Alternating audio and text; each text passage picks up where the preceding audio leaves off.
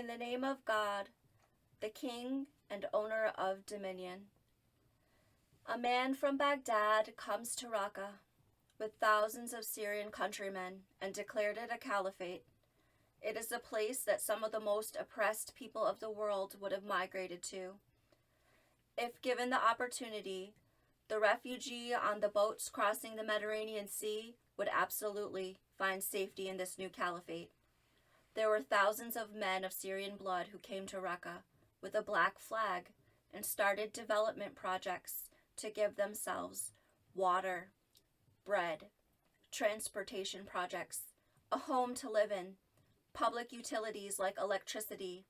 They built an educational system for children of Syrian blood. They built justice systems, wrote laws, elected members to official duties to the public. The caliphate published news of their works on public channels for both the domestic audience and for foreign audiences. Who is one man to say to another man, "You cannot publish news of your development projects in the city of safe haven for thousands of Syrian countrymen"? Who is one man to say to another man, "We will attack this work for which thousands of people of the country of Syria have labored for and even died for"? Who is one man to destroy the safe haven for people who have been forced into statelessness by the oppression of other men? Every man has the right to travel to another country and become citizen of that country. Who is one man to tell another man he cannot be citizen of this country? Who is one man to tell another man that one Syrian can change his citizenship and another man cannot? Who has been given the right to discriminate against men under the law of this country? Many Iraqi men, women, and children fled the war zone of Iraq from 2003 to 2011 and migrated to Syria for safety. Who is the man who said to another man, "We will not allow you to have the same justice we have for ourselves because you are from another country"? Who is a government to turn to thousands of like-minded people of the country and say to them, "You are an enemy of the state"? A government said to a group of men, "You are no longer part of our country because you have different ideas and you speak different thoughts."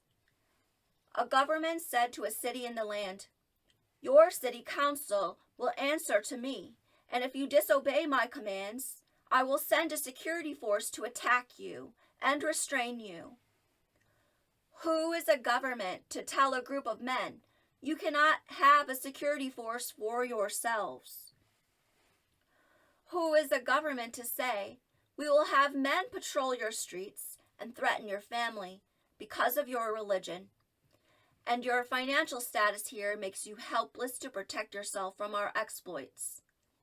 And if a group of men organize themselves in a manner to expel the abusive policemen from the city, who is a government to use the force of violence and aerial assaults on the population in its effort to bring the wrongdoers back into social standing of power within this city? Evildoers have no sovereignty. The wrongdoers in the government commit treason every day against the people of the country. Who is a government to tell men that they cannot possess weapons for their own self-defense? Who is a government to say that the countrymen may not own firearms by the authority of law? When the authority is the law of the land, who will be the protectors of the authority of the law? Governments have always been a place for the concentration of power. Who will stop the government from the abuse of power? Who is the government to tell men that they may only bring swords against firearms? Who is a man to say, "We will make the authority of the state government the highest authority above the people"? If the people and the law are the foundation of power, who will protect them from the government? We cannot allow our virtues to become so degenerate towards the life in this world that we have political wars where men kill other men for the joy of killing. We must not allow the killing of men to be rooted inside our hearts. We must be so grateful for the majesty of life and the things we build with our intelligence. How can we put into our minds that it's fun to go to war? This is an idea only a tyrant would think. We don't need a landscape of tyrants and tyranny in the place of life.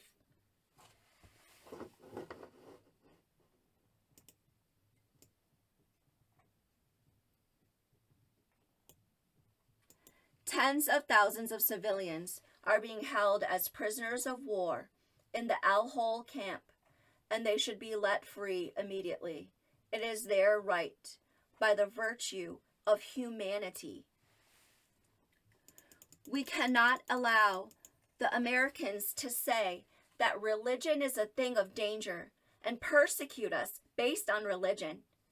There are tens of thousands of men, women, and children in the American prisoner of war camps in Syria. They are being held on the basis that their religion is dangerous, and this makes them dangerous to American occupation and Kurdish rule.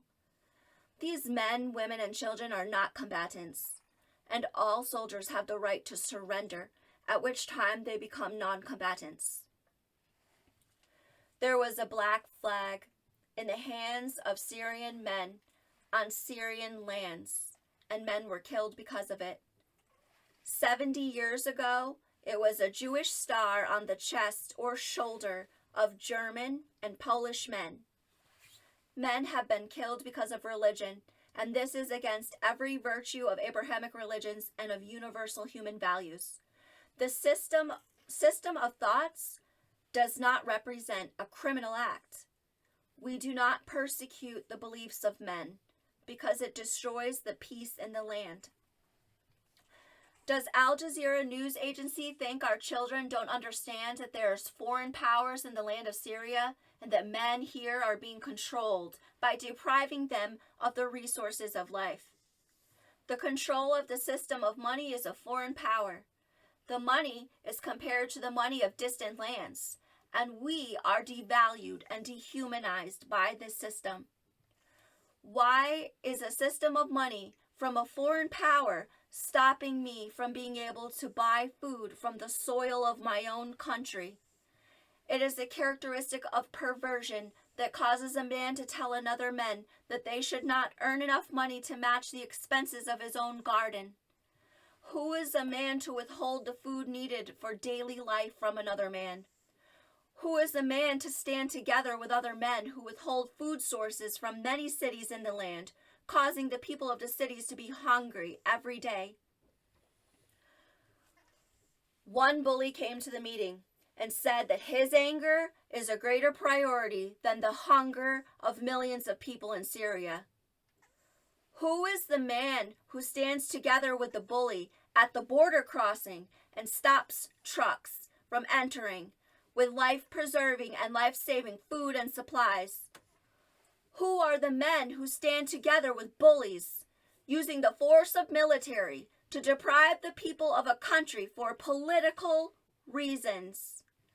This is a mass killing of human life to stop the supply lines to the cities. It was used by the most disgusting tyrants of past millenniums, such as Genghis Khan and every other tyrant and conqueror who killed millions of human life for his personal desires. They stand at the entrance of the city with firearms and say that no food may enter here, no medicine may enter here, because it would be stopped by the force of weapons. No supplies may be put on the market here, because they cannot enter, and no people may come and go freely from here. Who is the man who chokes the supply line of the city so that all of the people in the city are deprived? It is time for the Kurdish people to put their hatred of religion aside and to make peace with the people of this land. The Kurdish bloodlines have isolated themselves from the people of the land, choosing to be outcasts.